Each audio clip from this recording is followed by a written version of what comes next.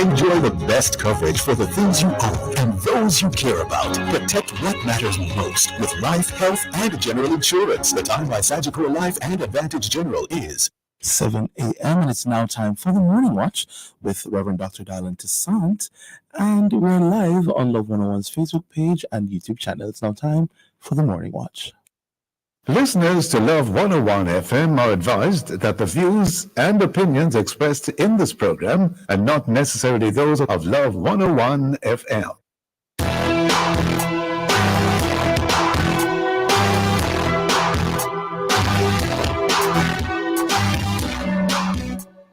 Hello and welcome to the Morning Watch on Love 101 FM. I'm your host, Toussaint. A special welcome to our listeners on love101.org, and if you're overseas and on the move, U.S. listeners can access us at 712-832-8001. And if you're in the UK, 0330-332-6541. Or join us via the Love 101 FM app that can be downloaded from the Google Play Store or the Apple Store. You can also join us on Love 101 FM Facebook and YouTube Live. In the first watch today, harsher penalties for predial larceny. And in the second watch, examining the potential effect of AI on Jamaica's elections. For our social media question, we ask, what do you think about the new penalties for predial larceny? Share your responses on our Love 101 FM Facebook page and YouTube channel, and also on WhatsApp 876-997-3125 using the hashtag The Morning Watch. We'll share your responses later on in the program, but before all of that, here's our quote. Today's I quote says, "You can't do the wrong thing if you're not in the wrong place at the wrong time with the wrong person." And this one is from Dr. James Merritt.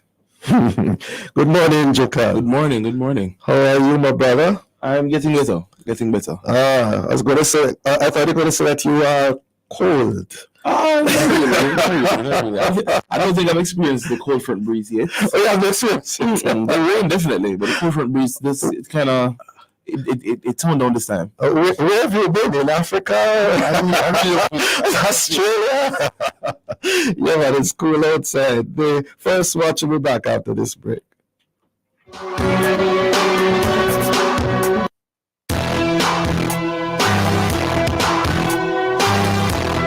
Wednesday, February 14, 2024, the world will pause to observe Ash Wednesday and Valentine's Day. Yes, and on Wednesday, February 14, Love 101, the family station, will celebrate 31 years of service. 31 years of giving the wind a mighty voice. 31 years of love. On Sunday, February 11 at 11 a.m., we invite you to join us, if you can, for our anniversary service of Thanksgiving, which will be held at the Emmanuel Apostolic Church in Portmore. The host pastor and speaker will be Bishop Everton Thomas, and we will hear from our new general manager and authors. That's the 31st anniversary service of Thanksgiving for Love 101. Sunday, February 11 at 11 a.m. at the Emmanuel Apostolic Church in Portmore. Stronger together, work together, live together, love together. The family station. 31 years. Stronger together.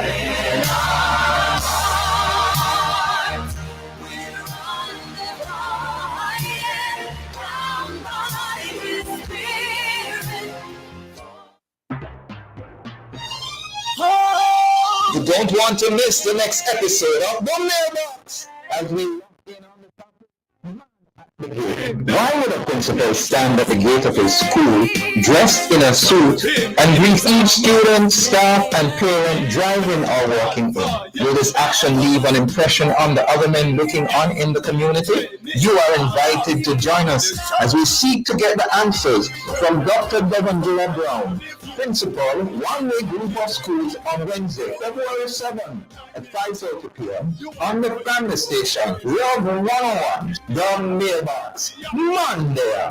when the cat man them there. The man the look and the cat them there. So Lord, we thank you. Get ready for another inspiring show. It's Testimony Tuesday inside Alive, 1 to 5, February 6th. Packed with inspirational stories and island-flavored music. 1:45, we bring you the greatest thing mental-size rollover edition. Stick around for prayer blast at 2 o'clock as we ring in the prayer bells of heaven. 2:15 inside the evidence, we hear the story of Shelley Ann Winter, who finds God in her deepest struggles. Then at 3 p.m., we go behind the pulpit for a special requested rebroadcast. You can't afford to miss it. All this and more will come alive 1 p.m. to 5 p.m. February 6th with me, Sarah, and the Chirpy One on the family station, Love 101.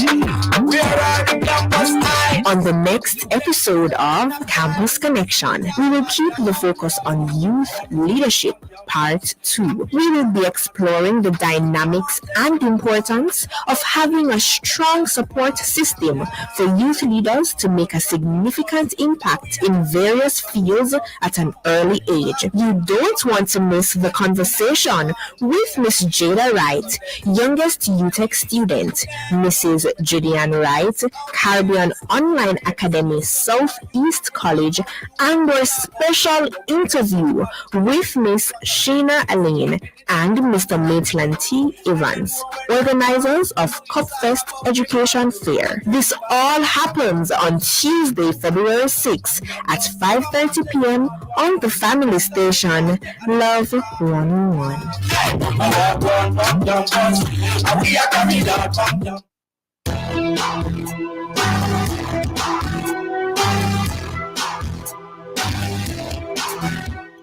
Welcome back to the Morning Watch. Thanks for staying with us. I'm your host, Dylan Toussaint. Now, it's been a long time coming.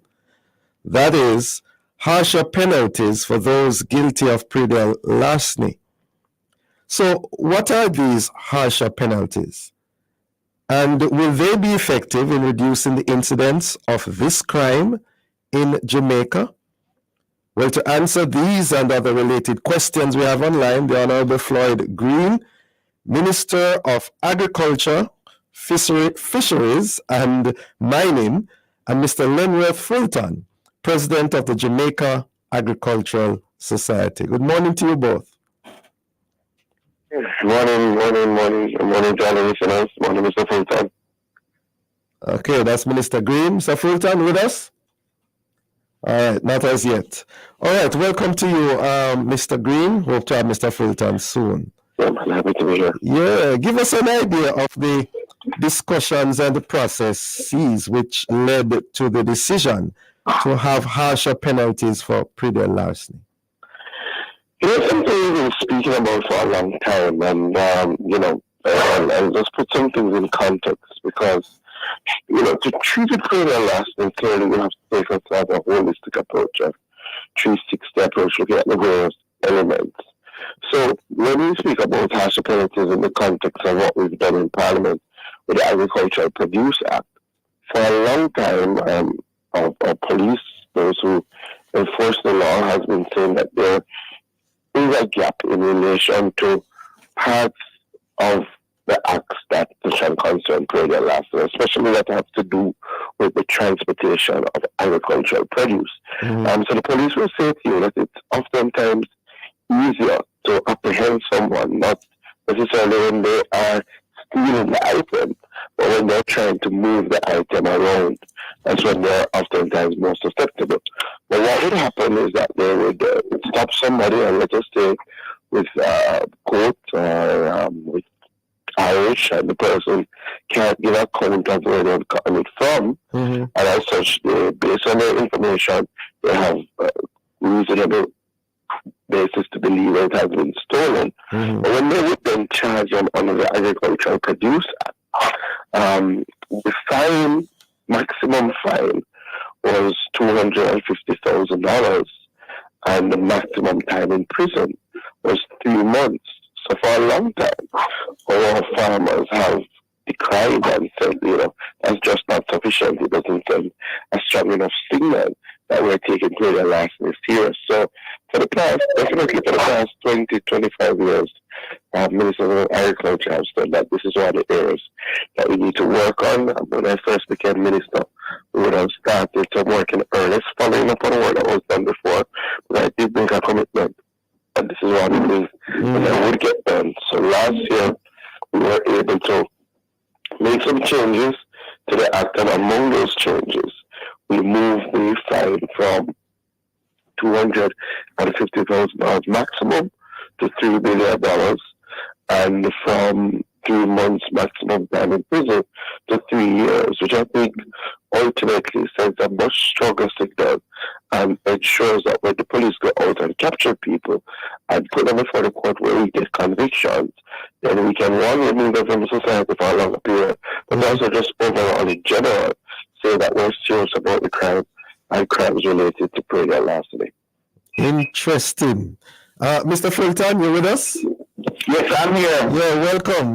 Now, as a farmer and the president of the JAS, can you give us an idea of how concerning an issue prayer larceny is in Jamaica today?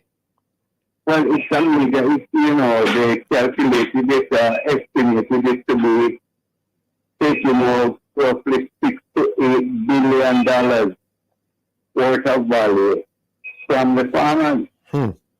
And if that is the case, if you do not arrest that problem, then what you have is very low farmer confidence. You measure business confidence. And that's our businessman or a businesswoman who fear about a particular business type. To further invest in it. So if you have this happening in agriculture, which banker is going to stick and give you a loan? Who's going to give you credit? Nobody will. And nobody will invest in the business other than those who are in it already. So what the minister did with the agricultural produce act is commendable, because it is on the table for probably 20 years, and it was never done. So we are very, very happy that that was done. Yeah. And I think there are more to be done in terms of introducing agricultural wardens and so on. Because in the days gone, we used to have district constable and special constable. And we were at the grassroots to do things like to prevent regular larceny. Now you merge the special constable into the regular police force, and we lost that focus. So I hope Minister will fulfill his promise by getting agricultural wardens back out there to help the police. Yeah. But it's a major setback in agriculture. To add to the risk we face with weather and pests, then the human element against lower crops and livestock is not good. Which was more affected? Theft of cows or goats, or it's the same across the board? Well, it is more impactful to people that steal cattle and goats, especially cattle. So when you take a bull from a man, from a farmer, you are looking at probably 250,000 to 300,000 1 week. The crop is bad to what you will eat some, but a man have a 1 or 2 head of cattle, and you take them. He can't send his children to school and all of that. And that is the poor man insurance and a few head of cattle, a few head of goats. Because when anything happens, they sell and get money. They don't have insurance, they don't have a peer deal coming from anywhere. And so it is very disheartening to know that you rearing this animal for 2 years and you take it away like that. Yeah. Well, it's rough. Yeah. I was speaking to a man who rears goats recently, and when he described to me the situation, it was really disheartening, for the entire family and for the community. Gentlemen, we are up on a break. We'll be right back. Get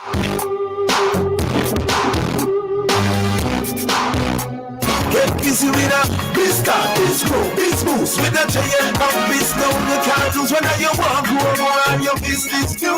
JN Bank Small Business Loans. Shop alone for you. Helping you succeed is our business. Tell us your business and let's help you start it, grow it, or boost it. Borrow as low as 10,000 and up to 100 million Jamaican dollars. Enjoy flexible payment terms and affordable rates. Apply now. WhatsApp 876-295-1298. JN Bank. We'll help you find a way.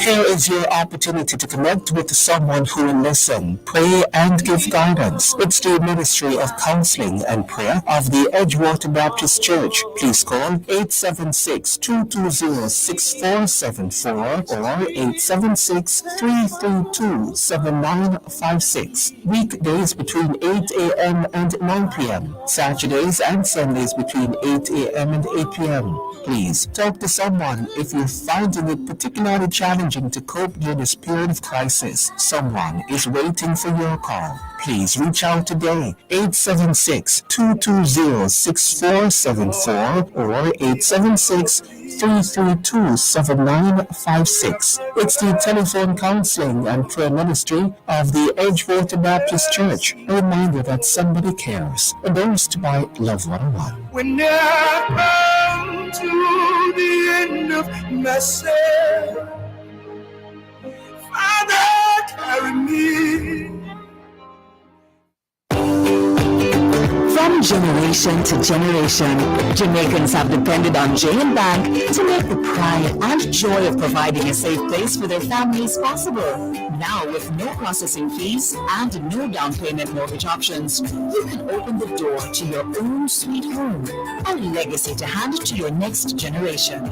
Visit jnbank.com to get pre-approved today. JN Bank will help you find a way.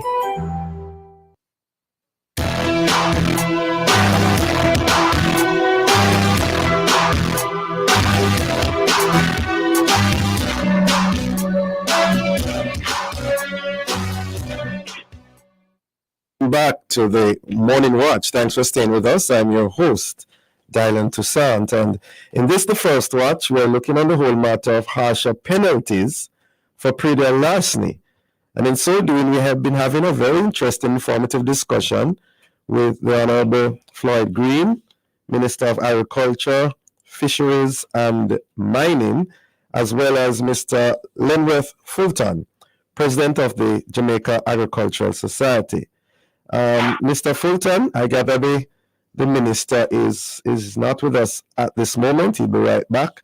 But Mr. Fulton, the reaction from your members to these penalties, any concerns have been raised in spite of the increased harsher penalties? Well, it just came into effect a couple of days ago. But they were very upbeat when the legislation was passed in the parliament. That at least the judges now, the judiciary, have an option to give harsher penalties. So they can't say the law is preventing them from putting away somebody for 3 years or to charge them $3 million. The legislation is there now. Yeah. And I think they should use it as a deterrent to people who sit down and decide to venture into this type of illegal activity. So I take it they are jubilant. Yes, they are very happy that some attention is being paid to it. Yes. Because the whole thing was lopsided, you know. If a man breaks a shop breaking or shoplifting, it becomes a big thing. But if a man go onto a farm and come off with 500 pounds of yam here and his cronies, it's like he's hungry, but it's a commercial business and running in didn't take 5 pounds of yam into 400 pounds. Yeah. So it's a major setback, and to be frank, we have not treated predial larceny in this country with seriousness. Because even when I was a boy going to school, we were going to pick people things. And that was wrong, but you were not all at the time. That's just where the last thing you get the bigger sympathy. Pick me hungry, pick me 15, but it can't be like that. Yeah.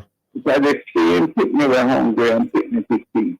If he goes into a supermarket and pick up a biscuit, he will be arrested for shoplifting. Yeah. So we have to change the culture in our country that you can't thrive on illegal activity. Yes. Minister Green? Yes.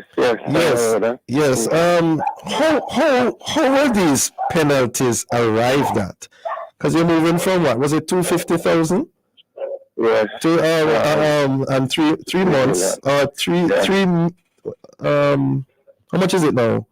So 250 to 3 million in terms of the fine. Yes. And 3 months in prison maximum. To 3 years. Yeah. How is that? Because that's a huge leap.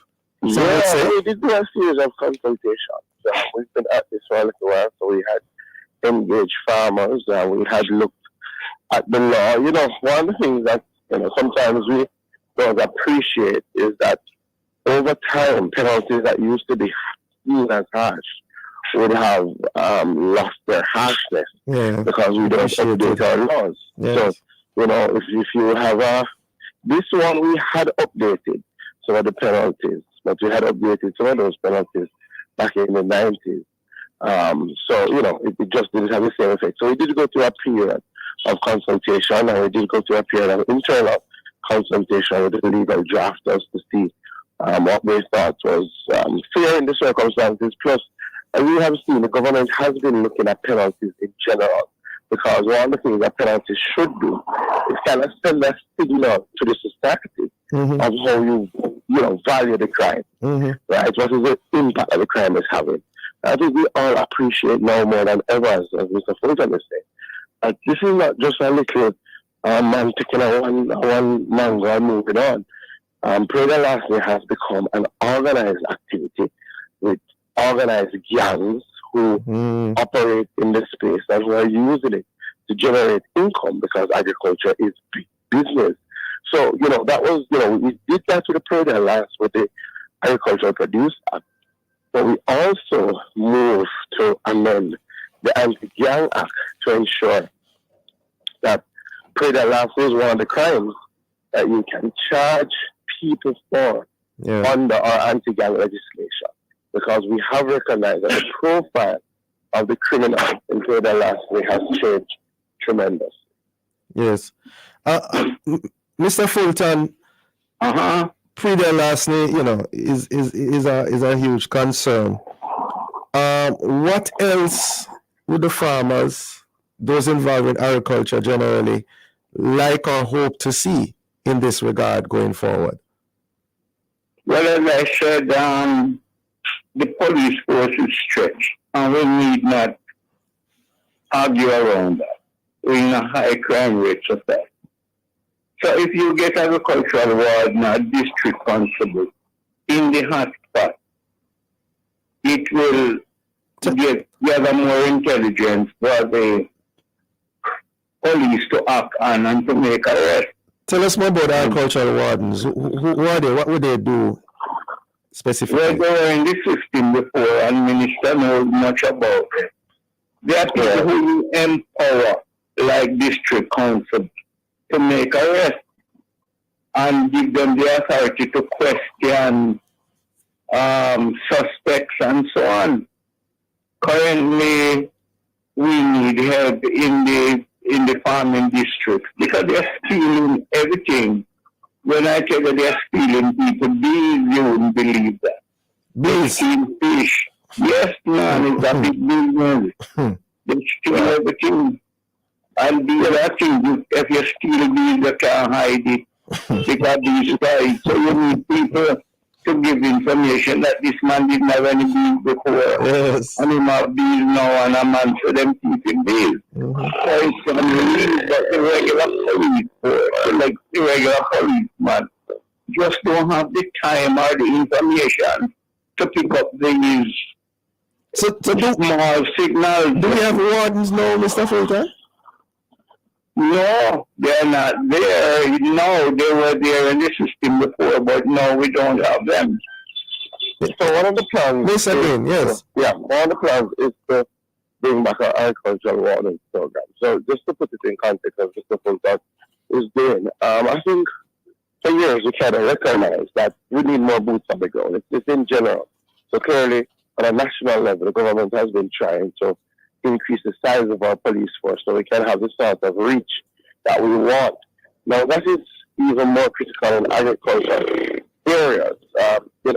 While we change the laws, we still need more boots on the ground to monitor, to deter, to apprehend people who are committing agricultural crime. Mm-hmm. So in the 1980s, when you look at our Predial Larceny Prevention Act, what it gave rise to was a system of agricultural wardens, which the easiest way to describe them are like district constables, so people with the power of police, but their focus is on agricultural crime, right? It wasn't really built out. It had started, but it never, it wasn't continued as we went into the 90s. Again, from all the consultations that we've had with groups at the JS, from looking at what we need and talking to the police, we need more boots on the ground. So the plan is this year to bring back our agricultural wardens program and to get some wardens appointed under the act, give them the appropriate powers, and to start by first putting them into the agriculture, the areas where we've seen high incidence of Predial Larceny. So we're going to start with that pilot program, put them on the ground, see how that goes. But while we do that, we're going to continue to enhance the capacity of the police, because as much as the ministry focuses attention on Predial Larceny, we have to ensure that the police are taking it as seriously as it is. So we have been building out Predial Larceny units across divisions where we have high incidence, and those are structures in the localized police system where when you go to report Predial Larceny, you would have a specialized team that's capturing those reports and acting upon that. So we've established about 7 of them so far, and we're seeing some improvement since we've established them. Additionally, we are through the Ministry of Foreign Affairs and with the thanks of the people of Japan, we are getting some motor vehicles to go directly to the site against Predial Larceny. So some plans, and those should come the first quarter of this year to help the police force again. So we are taking a 360 approach. One of the things I must commend the police on is, I read an article in the paper last week where they would have held on to somebody who had stolen potatoes and yam. And when they did their research, they were able to bring to the fore that this is almost like a generational problem, because they would have held his son the week before having stolen goats. Yes. But what gives me great joy is that they were now charged under this new Agricultural Produce Act. So, at least we could see some harsher penalties coming to the fore. Minister, Minister, is there a time frame in terms of these agricultural wardens? Because I realize and recognize the aims for these harsher penalties as deterrents. But if we're not catching the criminals, then we are actually groping in the dark. No, absolutely. So it's twofold. In terms of the time frame, we are targeting the middle of this year to roll out. I think we've done a lot of the preliminary work. What we're trying to work out now are some budgetary, and the new budget will come in April, so budgetary allocation between ourselves and the JCF, and also, reporting mechanisms. How does that work? And some of the nuts and bolts, do you have your wardens armed, do we need to make some changes to the act to ensure that they can be armed, because clearly when they were envisioned, the society was different, yes? That's how it is now. So we're trying in the middle of this year to start a pilot program for our wardens. But as we do that, we're continuing to work with the police to ensure that they are ramping up the enforcement. We would have just gone on the road doing meetings across our various parishes with our farmers, that telling them about the Agricultural Produce Act and encouraging them to also report Predial Larceny, all the challenges. And I understand the farmers. Sometimes it's very frustrating having reported, having not seen anything happen, But we need those reports. We need those reports to make good decisions in terms of where the water goes. Yes. We need those reports for the police today. Yeah. So we hear you loud and clear on public radio. By June of this year, Minister, we're going to have that rolled out. You know, I've learned I think about 6 months. You said middle of the year. Yes, by the middle of the year. So let me take the quarter. By the second quarter of the new financial year, we will have our agricultural water. Okay, all right. Okay, we'll leave it at that. Thank you so much for joining us, gentlemen. Have a safe and productive day. Well done, sir. Listeners, the Morning Watch will return in just a moment. Anything possible with a little savings in your hand. The time by Jam Bank is 7:30 and a half. They're full of life. You're full of love. They're carefree. You can more. That's why we created Child Protector, a critical illness insurance plan from Sagicor Life. It provides coverage for your child in the event of 15 critical illnesses, hospitalization benefits, life insurance, and investment benefits. So make sure your child can live life to the fullest. Apply for Sagicor Child Protector today. Well, if you want buy appliances for your home with the quality high and the price low, get it on Habasco.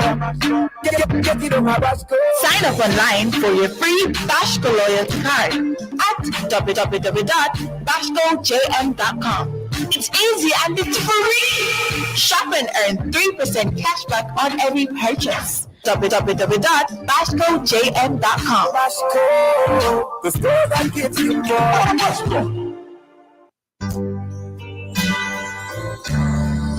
Receive words of strength from the Voice of Power with Bishop Dr. Delford Davis.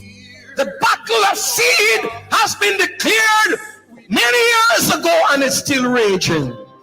I will put enmity between thee and between the woman, thy seed and her seed.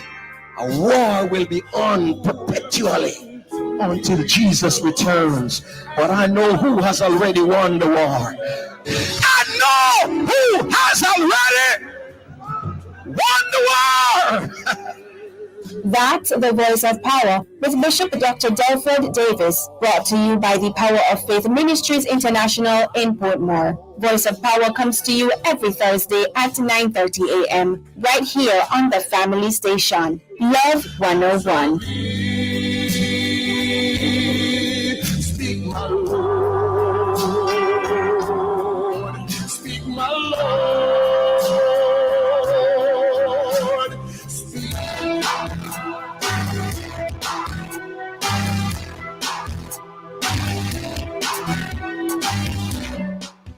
Welcome back to the Morning Watch. Thanks for staying with us. I'm your host, Dylan Toussaint. Let's now look at the newspapers to see what Jamaicans and others are saying and doing in the Gleaner.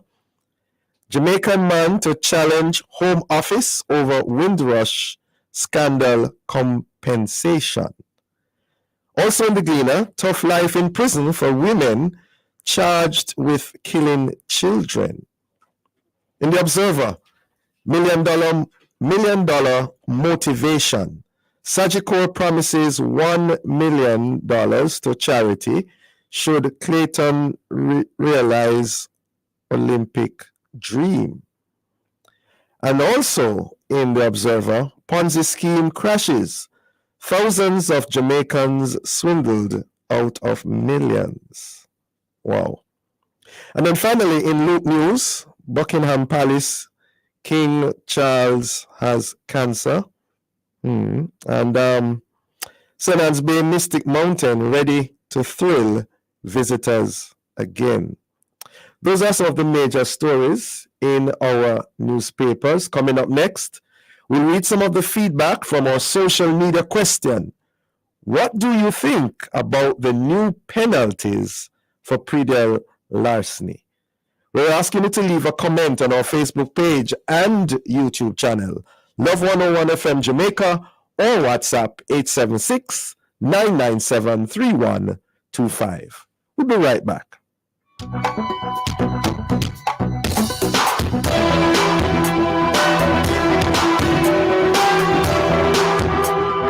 On Wednesday, Tuesday, February 14, 2024, the world will pause to observe Ash Wednesday and Valentine's Day. Yes, and on Wednesday, February 14, Love 101, the family station, will celebrate 31 years of service. 31 years of giving the wind a mighty voice. 31 years of Sunday, February 11 at 11 a.m. We invite you to join us, if you can, for our anniversary service of Thanksgiving, which will be held at the Emmanuel Apostolic Church in Portmore. The host pastor and speaker will be Bishop Everton Thomas, and we will hear from our new general manager and authors. That's the 31st anniversary service of Thanksgiving for Love 101. Sunday, February 11 at 11 a.m. at the Emmanuel Apostolic Church in Portmore. Stronger together, work together, live together, love together. The family station. 31 years. Stronger together.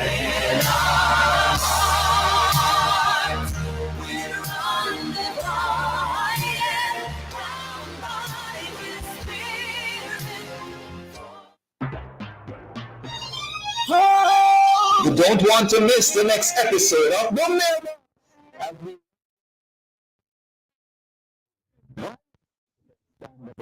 School dressed in a suit and greet each student, staff, and parent driving or walking in. Will this action leave an impression on the other men looking on in the community? You are invited to join us as we seek to get the answers from Dr. Devon J. Brown, Principal, One-Way Group of Schools, on Wednesday, February 7th at 5:30 p.m. on the family station. Love 1.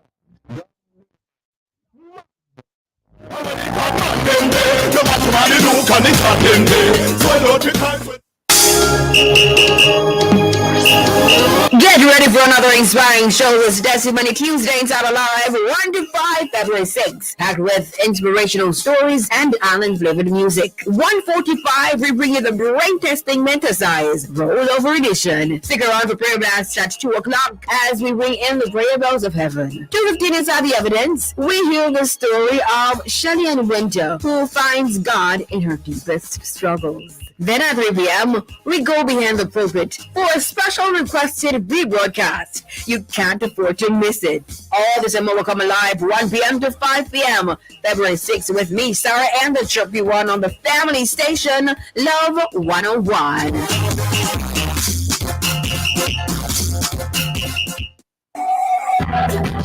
There is nothing to love about the death penalty. The methods around the world are different. But as a Christian country, what should be our posture? What does the Bible say about death penalty? Tuesday, February 6, on The Rock, join guests Reverend Prophet Mark Stewart and Reverend Dr. Ralston Memard as they discuss the topic, the death penalty. That's The Rock, Tuesday, February 6 at 10 a.m. here on the family station, Love 101.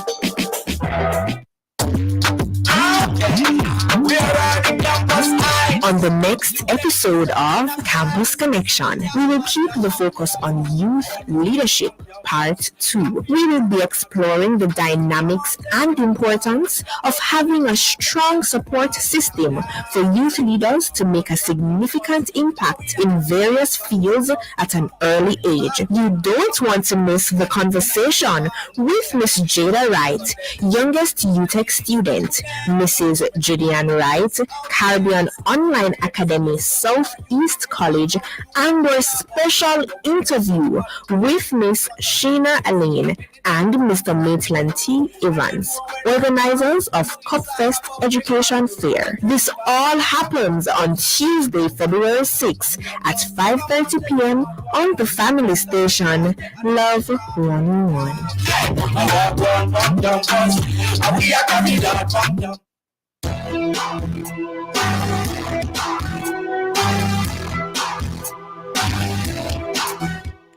Welcome back to the Morning Watch. Thanks for staying with us. I'm your host, Dylan Toussaint. Let's now join Jokal for a look at how our Facebook, YouTube, and WhatsApp friends answer today's question.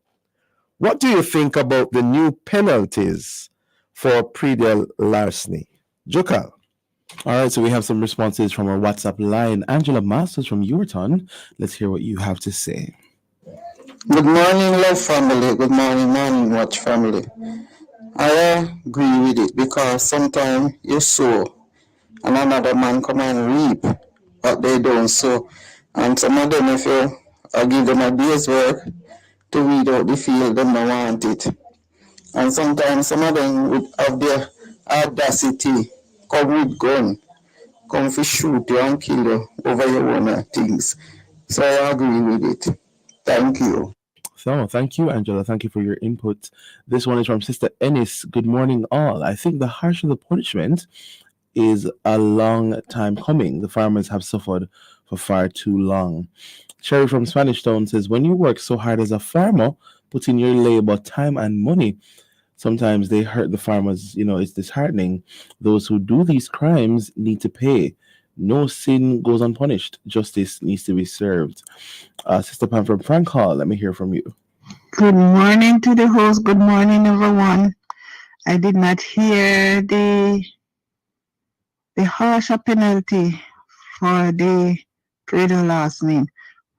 I did not hear what is what, but I believe they should get a harsher penalty, man, because when you look at the farmers, them through rain, through sun, things is so expensive, and those guys just sit and watch until you finish your farming, come to reaping, they go and reap it. Your cattle, you have to rain or shine and to raise those cattle, and then just come and just take it. It is not fair for the farmers. In spite I did not hear the penalty, I think something is due now. God bless you all. Have a good day. Thank you so much, Sister Pam. And those are our responses from WhatsApp. Yes. Full summary.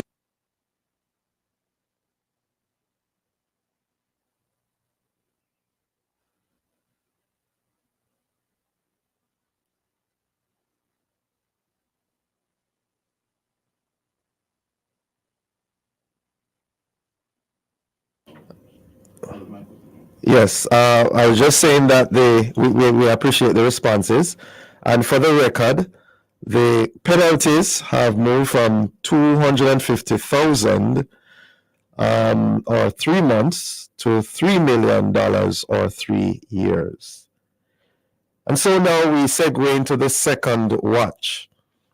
Elections are in the air, not just in Jamaica, but other parts of the world. And so far, artificial intelligence has been used in their desire to influence voters. Is there room for its use here, specifically in the election process? Should we dare to dabble with this technology in our own elections? Well, to discuss this matter, we have joining us Mr. Trevor Forrest, CEO of 876 Technology Solutions, and he's a cybersecurity consultant, and Mr. Craig Powell, CEO of Adtelligent. Good morning to you both. Morning, sir. Yes. Morning. Who was that? Mr. Powell or Mr. Forrest? Mr. Forrest. Yeah. Mr. Powell, are you with us? Yeah, I'm here. Morning. Great. Long time no see both of you. I hear from both of you. Happy New Year. Thank you. Yes. All right, gentlemen, as far as you're aware, how is AI being used in influencing elections in other countries? Beginning with you, Mr. Forrest. All right, so AI has a multiplicity of uses, especially in electioneering. Some positive, some negative. On a positive stance, AI is used to do a lot of analytics and data crunching that allows political organizations to make better decisions as it relates to how to engage their constituents and how to conduct electioneering, what marketing messages and so on to come with. On the negative front, however, some of the more concerning use of AI has to do with technologies such as generative AI and deep fakes, where what is done is considerable amount of disinformation is spread in what is viewed as a credible way. Now, what I mean by that, what the eye see and what the ears hear, the mind believes. And what AI has the capability to do is to create likenesses of public figures and tailor the messages that they bring in a variety of ways. So okay, tell you what, Mr. Forrest, I'm so sorry. We're up on a break, all right? Just hold that thought. We'll be right back. Time on Love 101 is now 7:45 a.m. Every Thursday morning, Love 101 shares with you power-packed messages, words of encouragement, and testimonies of God's miraculous power. You get all of that in the Don't Give Up broadcast, brought to you by Celebration Church at the Portmore Skating Ring in the Portmore Mall with Pastor Prophet Michael Carter. Be sure to stay tuned to Love 101 for the Don't Give Up broadcast. Get the word you need to start your day right. The Don't Give Up broadcast, Thursdays at 5:15 a.m. on the family station, Love 101. Every day in a busy world, we have to do so much. Like with CIBC, and get that personal touch. Share your ambitions, let us help your dreams come true. At CIBC, you're at the heart of all we do. We're on your side, we're listening. We know the way you feel. CIBC, ambitions made real. Jamaica and its workforce are advancing quickly. Life-changing opportunities are arising.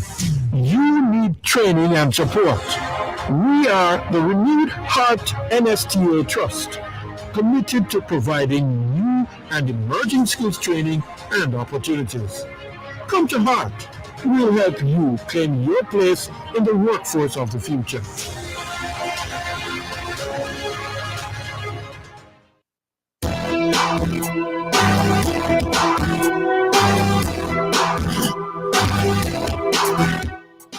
Welcome back to the Morning Watch. Thanks for staying with us. I'm your host, Dylan Toussaint. And in the second watch, we are examining the potential effects of AI on Jamaica's elections. In so doing, we have online Mr. Craig Powell, CEO of Adtelligent, and Mr. Trevor Forrest, CEO of 876 Technology Solutions, and he's a cybersecurity consultant.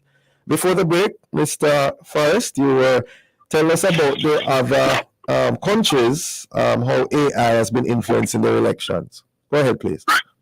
Right. So I was just pointing out that, you know, there are two, they're good and bad, and I ended by speaking about the use of generative AI and deep fakes, where you can create voice or video likenesses of public officials, and you can use AI to really make them say and sound like they're saying anything you want them to say. And in election campaigns, that you know, is a very powerful thing, because if you can make you know, let us say an Andrew Hollis or a Mark Golding or any one of their colleagues say something that they never said, but appear as though it's actually them, it sounds like them, it looks like them, then, you know, that can be a powerful thing. So there are good things, pros and cons of using AI in election campaigns, and we've seen where that has happened in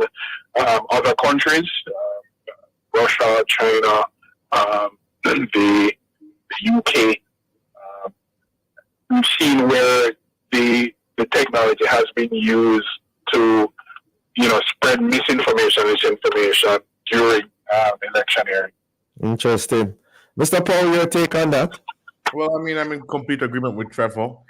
For me, the main thing is that as a marketer myself who uses AI daily, you can basically create profiles based off all the data that's available publicly on people, or you know, they have privately, using AI that a human being could never really crunch and understand the 300,000 data points that Facebook and Google is storing on you. And basically, with AI, it can parse through that and create an individual profile for as many people as you want. So basically, I can have something for you, I have something for Trevor, I can have something for the person listening to the radio.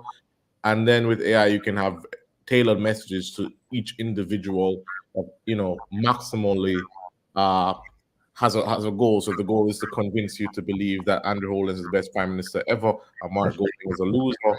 That it will do that. And if it's the other way around, that's what it would do. Separately, if I want to show Andrew beating his wife, that's on a negative part. You could do that with a deep fake, and the average person will not be able to tell.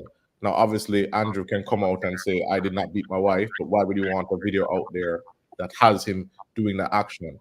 And that's what we're seeing. We're seeing people who are celebrities like Taylor Swift in porn, and it looks like it really was her, but obviously it wasn't her. And a lot of people are benefiting from that in terms of disinformation. So I think that's where you have the negative side of AI, that you can now put people, real people, because the thing about AI, what you need is a reference space in terms of videos and sounds. You don't need that much. Public officials and celebrities have the most amount of public data or videos of them doing, saying things in different actions. So it's very easy for you to take them and make them do things that they were not doing. Yes. Well, beginning with Mr. Forrest again.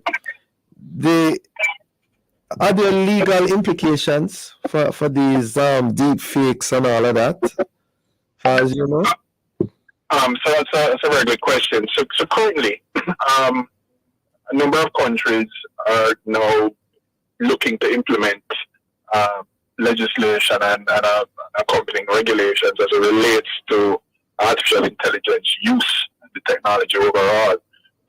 The European Union has kind of leading the way on that. So technically, it's a bit of a gray area. In fact, Jamaica has also, the government has implemented what they call an AI task force. I actually sit on that body.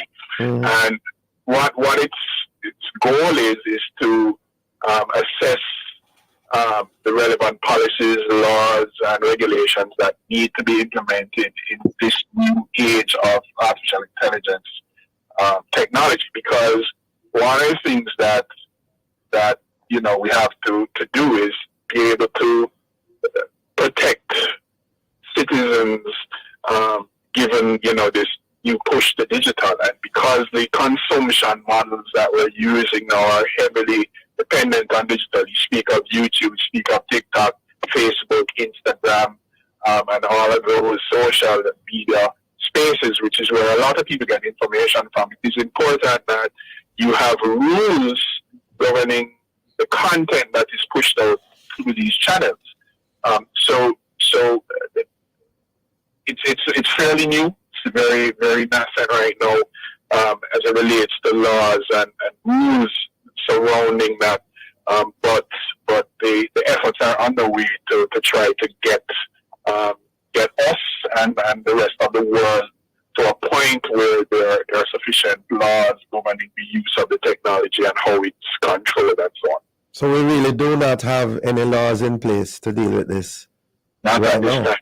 No, not at this time. Wow. Technology moves faster than the law.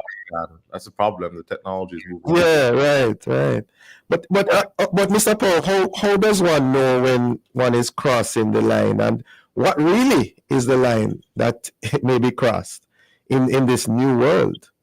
Well, I mean, it's all about ethics and people's personal ethics. But the problem is now with AI, an individual who's rogue has less capital cost in order to do damage, and also less chance of being tracked. It's the same thing as like contract killing spreading in Jamaica.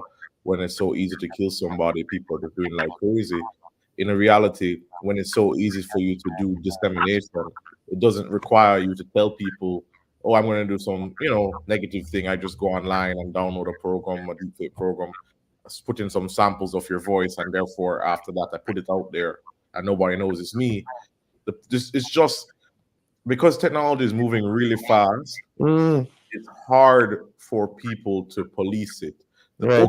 The only issue now is that deepfakes, I think, in Jamaica are not that big of an issue because the technology itself does require some maneuvering, and it's not at the level where I could just, as a regular citizen, just go up and do it. I need to have some sort of technical capacity and background to be able to download the programs. I mean, it's easy. Americans could do it. You could definitely pay a Russian probably $1,000 to do it, but it would.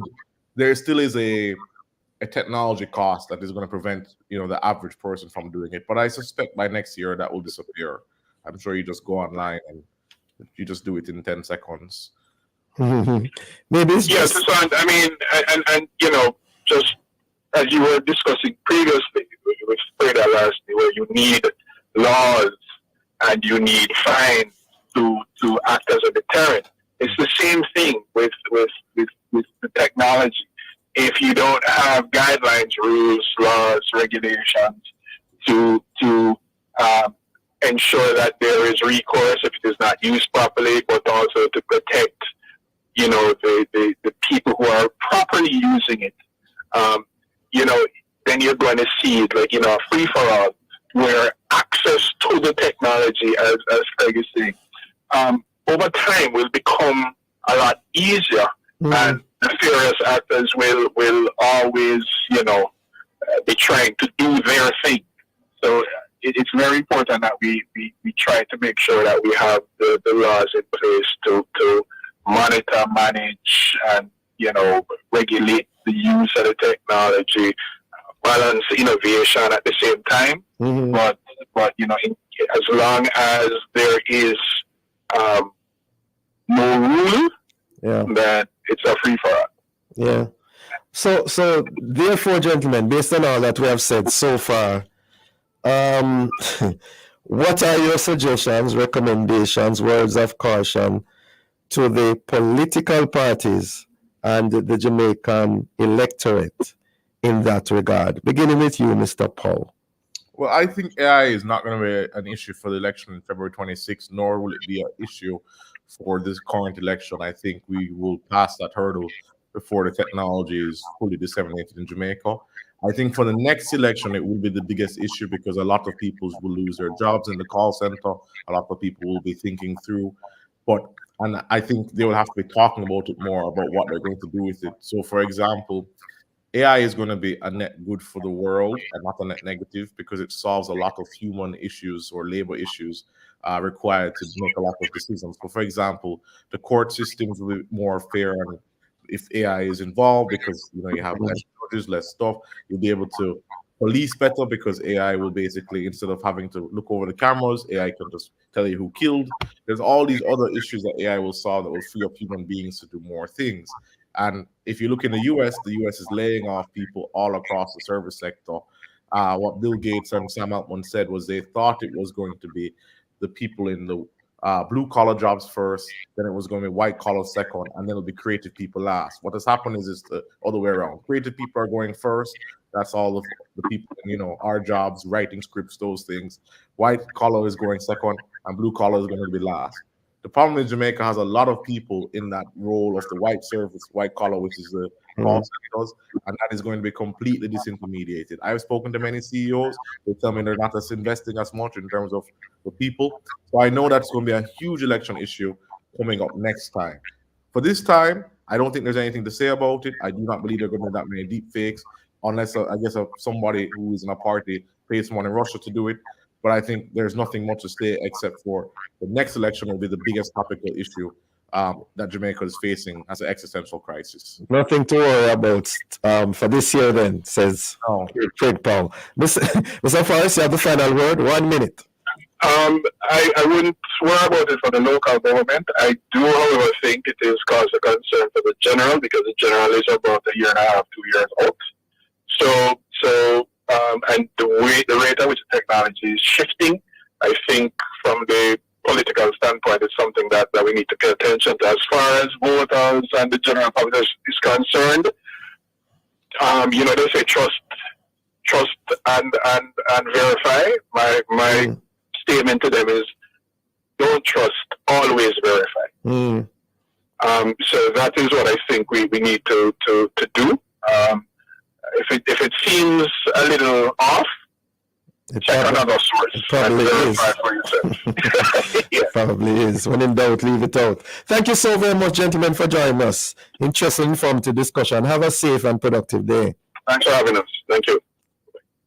Thank you, listeners, for being with us. Join us again tomorrow as we continue to set the stage for discussion of topical and controversial issues. For information or get copies of this program, call our production department at 876-968-9596-7. This has been the Morning Watch. Thanks to our producer, Kathy Gale, and our guests. I'm Dylan Toussaint. Hand you back to Love in the Morning with Jokal Dyer.